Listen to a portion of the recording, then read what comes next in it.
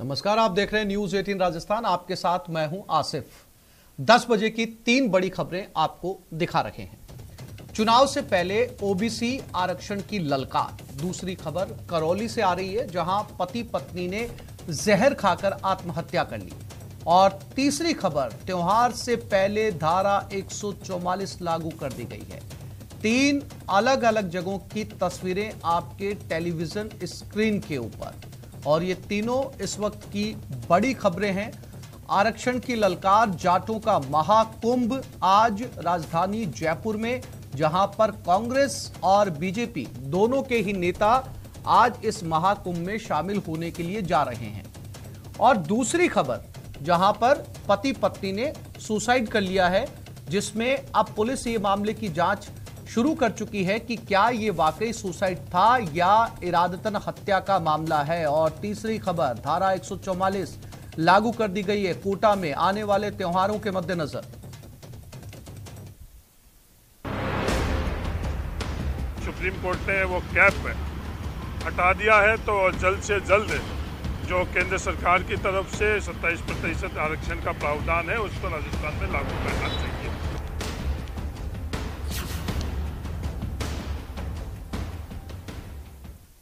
राजधानी जयपुर से इस वक्त की बड़ी खबर। चुनाव से पहले ओबीसी आरक्षण की ललकार। ओबीसी को 27% आरक्षण देने के लिए हुंकार भरी जा रही है। जातिगत जनगणना कराने की भी मांग तेज हो गई है।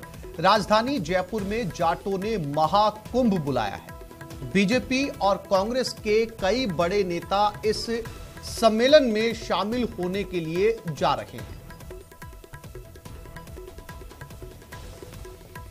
तो आज राजधानी में प्रदेश के सभी जाट, ऐसा दावा है कि सभी जाट इकट्ठा होने जा रहे हैं। इनकी मांग है कि ओबीसी में इनको 27% आरक्षण दिया जाए। साथ ही साथ जातिगत जनगणना की मांग भी तेज हो रही है।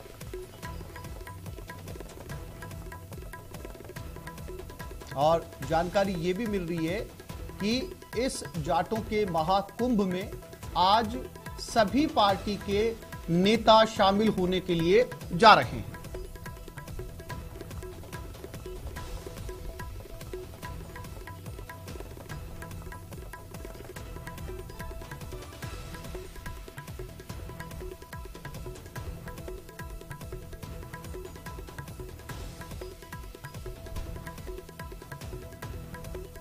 तो आज राजधानी जयपुर में जाटों ने महाकुंभ के नाम से एक सम्मेलन बुलाया है।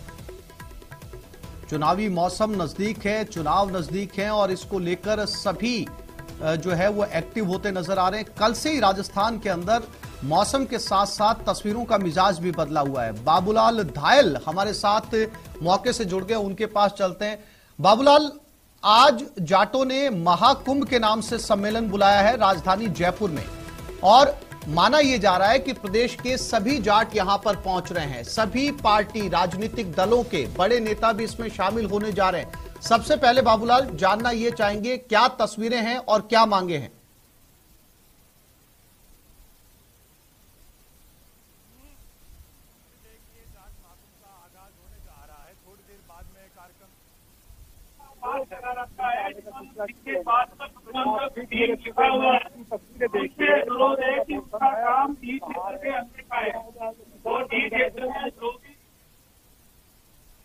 किसान समुदाय से ताल्लुक रखने वाले लोग हैं वो मंच पर नहीं है, तो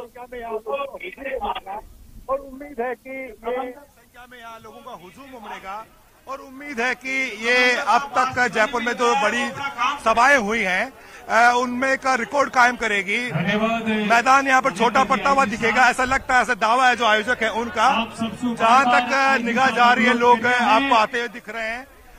30% से ज्यादा तो ये स्टेडियम है विद्याधर का, ये भर चुका है इस वक्त यहाँ पर, और लोगों के आने का सिलसिला चल रहा है और ये सिलसिला आगे भी जारी रहेगा। तो जाटों ने साल में बाबूलाल हुंकार भरने की एक कोशिश, बाबूलाल जाटों के महाकुंभ के नाम से यहाँ पर जो है वो जाट इकट्ठा हो रहे हैं। बाबूलाल, आपसे जानना ये है, ये महाकुंभ बुलाया किसने है? कौन वो चेहरा है इसके पीछे जो विद्याधर नगर के इस बड़े स्टेडियम के अंदर सभी जाटों का आह्वान कर रहा है? किसने बुलाया है?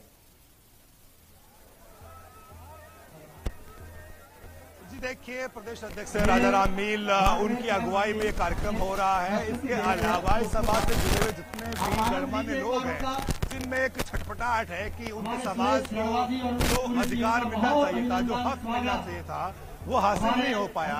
लिहाजा चुनावी साल में अपना राजनीतिक वजूद और ज्यादा कायम करना चाहते हैं। उनको ये लगता है कि राजनीतिक प्रतिनिधित्व बढ़े बगैर इस कौम की तरक्की नहीं हो सकती। लिहाजा उन्होंने 27% ओबीसी आरक्षण की मांग करी है और उनका ये कहना है कि जब तक ओबीसी को 27% रिजर्वेशन नहीं मिलेगा तब तक उनको नौकरियों में जो है बराबर हिस्सेदारी नहीं मिल पाएगी, क्योंकि ओबीसी की आबादी करीब 55% है राजस्थान में और उनको ये लगता है कि इतनी बड़ी आबादी के लिए 21% जो आरक्षण है वो बहुत कम है। लिहाजा अब 27% आरक्षण कर दिया जाना चाहिए, क्योंकि सुप्रीम कोर्ट ने जो 50% से ज्यादा के रिजर्वेशन का जो कैप था वो हटा दिया है। तो ऐसी सूरत में जाट भी ज्यादा उम्मीद कर रहे हैं, क्योंकि ओबीसी की जितनी भी बड़ी जातियां हैं उनमें जाट दावा करते हैं कि वो सबसे ज्यादा है तादाद में पूरे राजस्थान में। तो वो सबको साथ लेकर चलने की एक कोशिश कर रहे हैं और उनके जो दावे हैं यहाँ पर भीड़ जुटने के, वो कितने सफल होंगे बात करने के लिए मेरे साथ में बाबूलाल डागर हैं, जो कि जयपुर के उप जिला प्रमुख है। मोहन डागर, कितने लोग आ जाएंगे आज यहाँ? राम राम सा, आज यहाँ लाखों की संख्या में जाट समाज के बंधु यहाँ आ रहे हैं और एक ऐतिहासिक रैली यहाँ आज होने जा रही है और पहली बार इस तरीके से देखने के लिए मिल रहा है कि जयपुर जिला, जयपुर ग्रामीण के हर घर से, हर एक परिवार से सदस्य संख्या की बल आप मैसेज क्या देंगे यहाँ से? मकसद क्या है इस आयोजन का?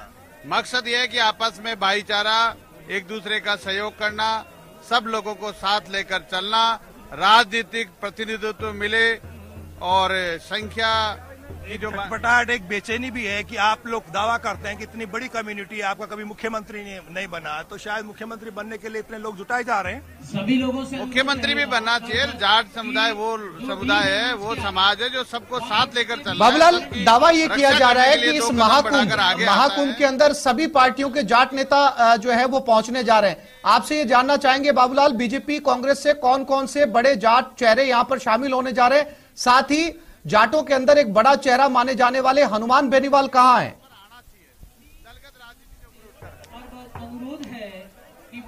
जी देखिए, हनुमान बेनीवाल को बुलाने की कोशिश की थी, लेकिन उनका एक ट्वीट आया कल शाम को जिसमें उन्होंने कहा कि वो जयपुर से बाहर रहेंगे, कल जयपुर में नहीं रहेंगे। तो वो क्यों नहीं आ रहे हैं ये तो आयोजक जाने। लेकिन बीजेपी के प्रदेश अध्यक्ष सतीश पूनिया आ रहे हैं, गोविंद सिंह डोटासरा आ रहे हैं, बीजेपी और कांग्रेस के तमाम विधायकों को बुलावा भेजा गया है। इसके अलावा एमएलए, सांसद और इस समाज से ताल्लुक रखने वाले तमाम समाज सेवियों को बुलाया गया है। समाज सुधार की भी बात करेंगे। जाट जो है फिजूल खर्ची के शिकार ज्यादा हो रहे हैं, किसान कौम है लेकिन पैसा पानी की तरह बहाती है आयोजनों में। तो एक बेचैनी है जो पढ़ा लिखा वर्ग है उसमें कि इतना पैसा शिक्षा के ऊपर खर्च होना चाहिए। तो शिक्षा की तरफ जाटों को मोड़ने और सामाजिक कुरीतियों का खात्मा करने के मकसद से भी आज यहाँ पर जाटों को बुलाया गया है। और ये जो लोग हैं ये बिल्कुल आपको मतवाले नजर आ रहे हैं फागुन के रंगों में। किसान समुदाय जो है वो ताकत दिखाएगा। लग यही रहा है कि एक बड़ी रैली आज यहाँ पर होने जा रही है और जब ये रैली खत्म होगी तो देखना होगा कि आखिर पॉलिटिकल मैसेज क्या होता है, क्योंकि जाटों को जो है वो एक टीस रहती है हमेशा से। जब भी चुनाव आते हैं तो कहते हैं कि हमें जितने टिकट मिलने चाहिए थे वो नहीं मिले, हमारे कम मंत्री बनाए गए, हमारी ज्यादा सुनवाई नहीं होती है, सचिवालय में हमारे अधिकारी नहीं होते हैं। तो वो बातें यहाँ पर मन से भी आपको आज सुनाई देगी। यानी बाबूलाल, अगर आसान शब्दों में कहा जाए तो ये पॉलिटिकल प्रेशर डालने के लिए जो है वो सम्मेलन किया जा रहा है।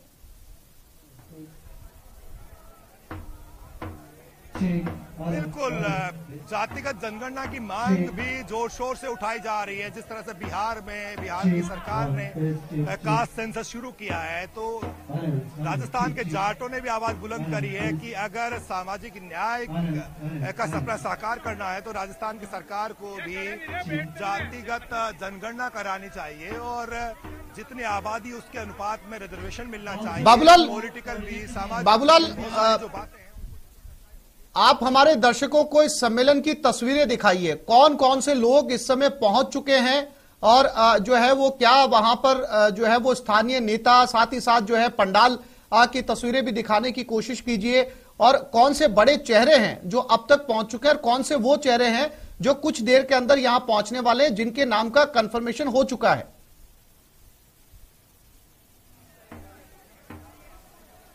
जी देखिए, गोविंद सिंह डोटासरा आ रहे हैं, सतीश पूनिया आ रहे हैं, पूर्व मुख्यमंत्री वसुंधरा राजे के आने की भी पुख्ता खबरें मिल रही हैं, वो भी यहाँ पर 1 बजे के आसपास पहुंचेंगी। इसके अलावा राजा राम मील है, डॉक्टर वीरेंद्र सिंह जो कि एसएमएस के पहले सुप्रिटेंडेंट रहे हैं, वो आ रहे हैं। इसके अलावा भी बड़ी संख्या में लोग हैं, राजस्थान से भी हैं, कुछ हरियाणा से भी है। आप देखिएगा, जहां तक निगाह जा रही है, विद्याधर नगर स्टेडियम का ये जो पंडाल है उसमें 10 बजते बजते ही काफी संख्या में लोग यहाँ पर पहुंच गए हैं, और लग यही रहा है कि जब दोपहर का 1 बजेगा तब तक कोई जगह नहीं रहेगी। प्रदेश के सब हिस्सों से खबरें आ रही कि बहुत बड़ी संख्या में जो है जाटों का हुजूम उमड़ रहा है।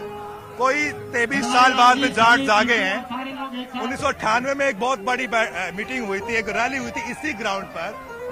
तब जाट जो है ओबीसी का हिस्सा नहीं थे। जाट में बिश्नोई और कायम खानियों ने संयुक्त रूप से संघर्ष किया था और बड़ी रैली यहाँ पर आयोजित की थी, जिसके बाद में जाटों को ओबीसी का दर्जा मिला था।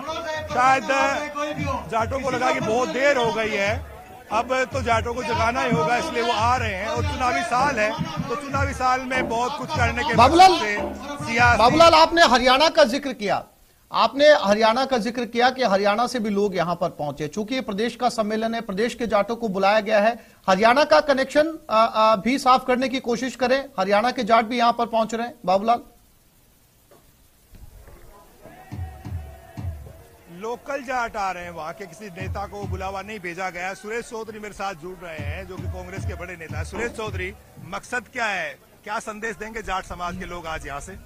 आज 5 मार्च को जयपुर के विद्याधर नगर में जो महाकुंभ होने जा रहा है, हम पहले बात तो ये संदेश देना चाहेंगे कि आपके चैनल के माध्यम से आपकी बहुत बड़ी व्यूवरशिप है। मैं समाज के उन समस्त लोगों से, भाइयों से, बहनों से, बुजुर्गों से, साथियों से, मित्रों से अनुरोध करूंगा कि अनुशासन के साथ आना है, अनुशासन के साथ बैठना है और बहुत ही अनुशासन तरीके से वापस चले जाना है। लेकिन सुरेश चौधरी, एक छटपटाहट है, कुछ बेचैनी है कुछ नेताओं में, जो चुनाव आते हैं तब ज्यादा सक्रिय होते हैं।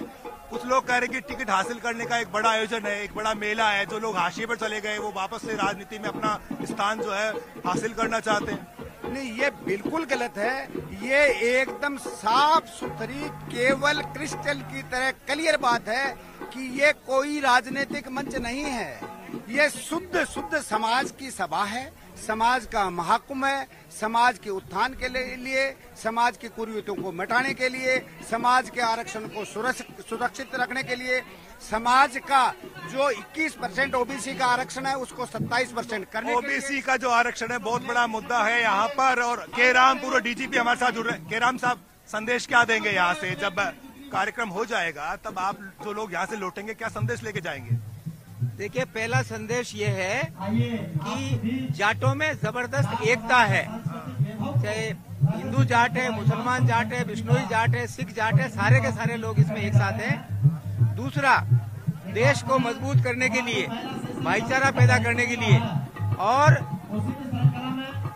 खेत खलियान को मजबूत करने के लिए जाट चर्चा करेगा, डिसीजन करेगा, रोड मैप बनाएगा और आगे बढ़ेगा। जय हिंद। आपको लगता है कि इसका कोई बाबूलाल, आप पॉलिटिकल संदेश नहीं देंगे? नजर बनाए रखिएगा, मैं समय समय पर आपके पास में लौटता रहूंगा तस्वीरें देखने के लिए। और ये भी जो है कि कौन कौन से चेहरे यहां पर पहुंच गए हैं। ये तस्वीरें हैं राजधानी जयपुर के सबसे बड़े स्टेडियम विद्याधर नगर से, जहां पर जाटों का महाकुंभ लगने वाला है। और अभी 10 बजे हैं और 10 बजे ही जो है ये स्टेडियम पूरी तरीके से खचाखच भर चुका है। और अभी ये बहुत लंबा चलना है, बहुत बड़े चेहरे इसमें जो है वो शामिल होने जा रहे हैं। हालांकि जिन नेताओं से हमारे संवाददाता ने बात की, उन्होंने कहा ये समाज का कार्यक्रम है, ये विशुद्ध अराजनीतिक है, लेकिन इसमें 27% आरक्षण की मांग की जा रही है। अब ऐसे में देखना यह होगा कि जो बड़े चेहरे पहुंचेंगे तो क्या ये प्रोग्राम खुद को सियासत से बचा पाता है या नहीं। बाबूलाल, फिर से लौटेंगे आपके पास में। बहुत शुक्रिया आपका फिलहाल तमाम तस्वीरें दिखाने और जानकारी देने के लिए। और कोटा से बड़ी खबर। कोटा में आज से 3 अप्रैल तक धारा 144 लागू रहेगी। त्योहारों को देखते हुए यह धारा 144 लगाई गई है। नहरों में नहाने पर भी पाबंदी रहेगी। शहर के कई इलाकों में पुलिस तैनात रहेगी। जिला कलेक्टर ने आदेश जारी कर दिए।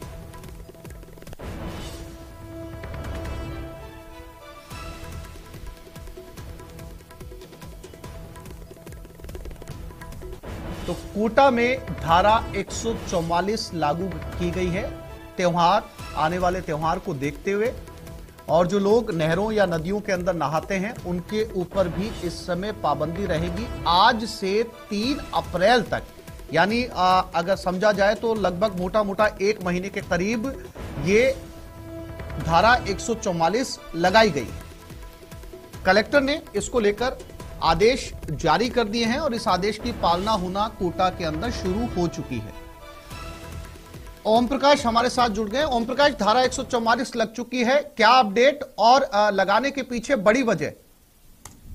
देखिए, बड़ी वजह तो सिर्फ ये कहा जा सकता है कि जो 7 मार्च को धुलंडी, अभी उसके बाद में सवेरा बारात और आगामी त्योहार जो है चेटीचंड सहित अन्य जो त्योहार है उनको देखते हुए सांप्रदायिक सौहार्द बना रहे, कानून व्यवस्था बनी रहे, इन तमाम पहलुओं को देखते हुए धारा 144 लागू की गई। लेकिन एक और पहलू आया है कि जो नदी नाले हैं, चंबल नदी है, आसपास यहाँ बड़ा हादसे होते हैं। पिछले साल भी कई हादसों में कई लोगों की जान चली गई थी और जैसी गर्मी की दस्तक के साथ ही यहाँ भीड़ भाड़ वाले इलाके ये कहे जा सकते हैं और जो है जान पर खेलकर ये कई लोग नहाते हैं और बड़े हादसे की वजह से ये धारा 144 लागू करने का जो है निर्णय लिया गया है। इन 2-3 बड़ी बातों को लेकर किया गया। फिलहाल ये कहा जा सकता है कि इनमें वो बड़ी बात नहीं है कि 5 या 5 से ज्यादा व्यक्ति एक साथ शामिल नहीं हो सकते हैं। इस तरह के जो पहले जो नियम थे वो ज्यादा या नहीं कहा जा सकता, क्योंकि जब त्योहार है तो नेचुरल है बहुत सारे लोगों की एक साथ भीड़ होगी, होली भी खेलेंगे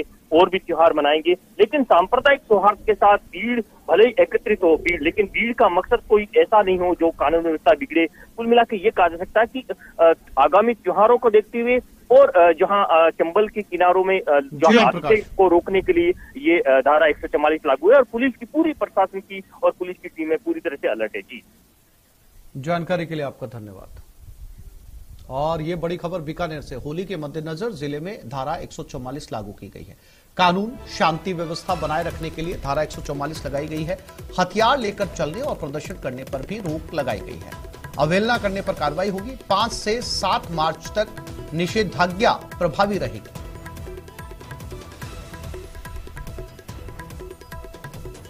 तो कोटा के बाद अब बीकानेर में भी धारा 144 लगाई गई है, लेकिन दोनों में फासला यह है कि कोटा में लगभग 1 महीने के लिए लगाई गई है, जबकि यहां पर सिर्फ 7 मार्च के लिए, यानी कि 5, 6, 7 3 दिनों के लिए। और विक्रम हमारे साथ जुड़ गए हैं। विक्रम, धारा 144 बीकानेर में भी लग चुकी है? जी देखिए, बिल्कुल जो धारा 144 की जो शक्तियां हैं उसका बीकानेर में भी उपयोग किया गया है और बीकानेर में कुछ चीज पूर्ण रूप से जो है धारा 144 नहीं लगाई गई है, लेकिन कुछ चीजों को इसमें बैन किया गया है, जिसमें जो हथियार लेकर और लाठी लेकर चलना और उस पर उसका प्रदर्शन करने पर पूरी तरीके से रोक लगाई गई है। इसके साथ साथ जो सांप्रदायिक तनाव से संबंधित जो भी प्रचार प्रसार है या सोशल मीडिया के माध्यम से जो लोग टिप्पणियां करते हैं उस पर पूरी तरीके से बैन लगाया गया है, ताकि जो होली का जो त्योहार है वो पूरी तरीके से आराम से मनाया जा सके। और इसके साथ साथ जो आवारागर्दी करने वाले लोग हैं उन पर भी रोक लगाई गई है और ये 5 मार्च से लेकर 7 मार्च तक ये निषेधाज्ञा लागू रहेगी। जी, जानकारी के लिए आपका धन्यवाद। और ये खबर करौली से। कैला देवी में पति पत्नी की मौत हो गई। पति पत्नी ने जहर खाकर जान दे दी। उपचार के दौरान अस्पताल में मौत हुई। पुलिस ने अब इस पूरे मामले की जांच शुरू कर दी।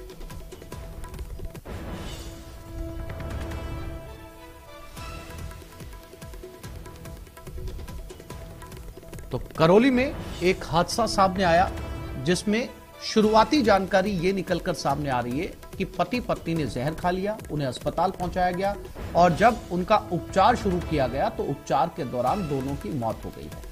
अब पुलिस इस पूरे मामले की इन्वेस्टिगेशन कर रही है, जानकारी जुटाने की कोशिश की जा रही है, परिवार वालों से, आसपास के लोगों से बात की जा रही है, फोन डिटेल खंगालने की कोशिश की जा रही कि आखिर आत्महत्या जैसा कदम क्यों उठाया या फिर इनको किसी ने जहर दिया था। इन दोनों एंगल से यानी कि सुसाइड और हत्या दोनों ही एंगल से पुलिस ने जांच शुरू कर दी।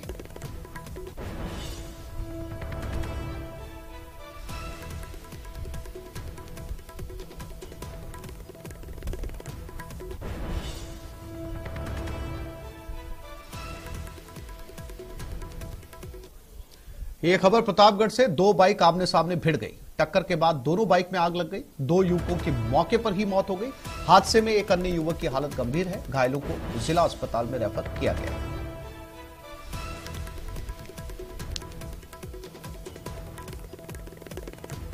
दो बाइक किसी फिल्मी दृश्य की तरह आपस में टकरा गई। दोनों बाइक में आग लग गई। दोनों बाइक सवारों की मौत हो गई। एक अन्य घायल हुआ है। ये तस्वीरें हैं देर रात प्रतापगढ़ की।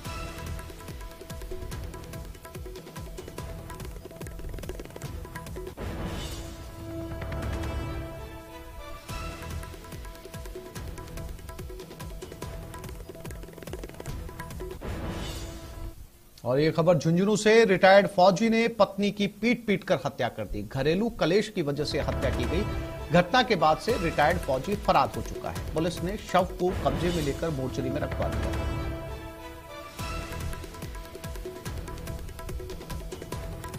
घरेलू झगड़े में एक पति ने अपनी पत्नी की जान ली। बताया जा रहा है पीट कर उसकी हत्या कर दी और जो पति था वो रिटायर्ड फौजी बताया जा रहा है।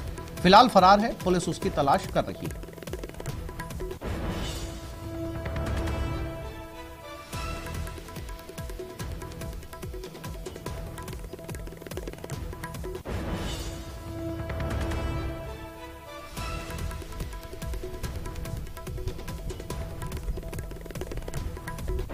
तस्वीरें झुंझुनू से, ये उस पत्नी की तस्वीर है जिसकी पीट कर हत्या कर दी गई है।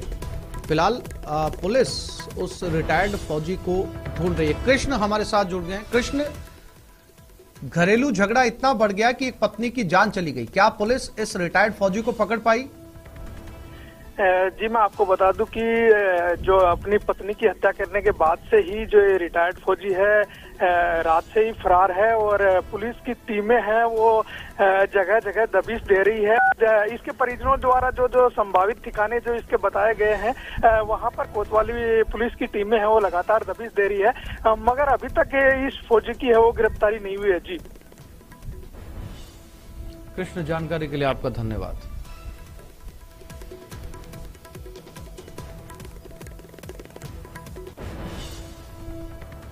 ये खबर दौसा से, सिकंदरा में कच्चे घरों में आग लग गई। कच्चे घरों में आग लगने से 3 मवेशी जिंदा जल गए। सूचना पर मौके पर दमकल की गाड़ियां पहुंची। बिजली निगम की लापरवाही से आग लगी है।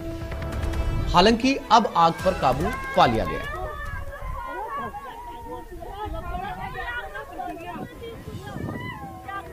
तो ये तस्वीरें हैं दौसा की। एक कच्चे घरों में यह आग लग गई। हालांकि इसमें जनहानि नहीं हुई, लेकिन कुछ मवेशी जलकर मर गए। दमकल पहुंची। दमकल जब तक पहुंची थी तब तक आग बुझाई गई और उससे पहले सब कुछ जलकर राख हो चुका था।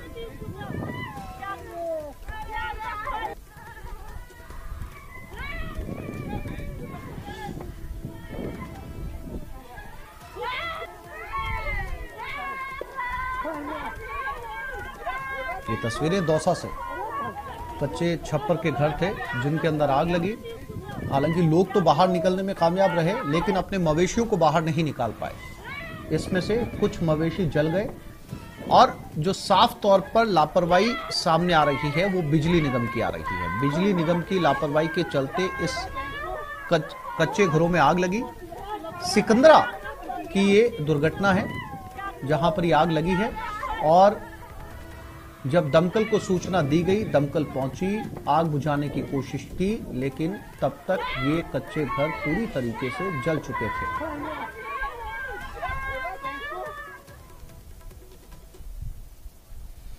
एक छोटे से ब्रेक के लिए रुक रहे, जल्द लौटेंगे।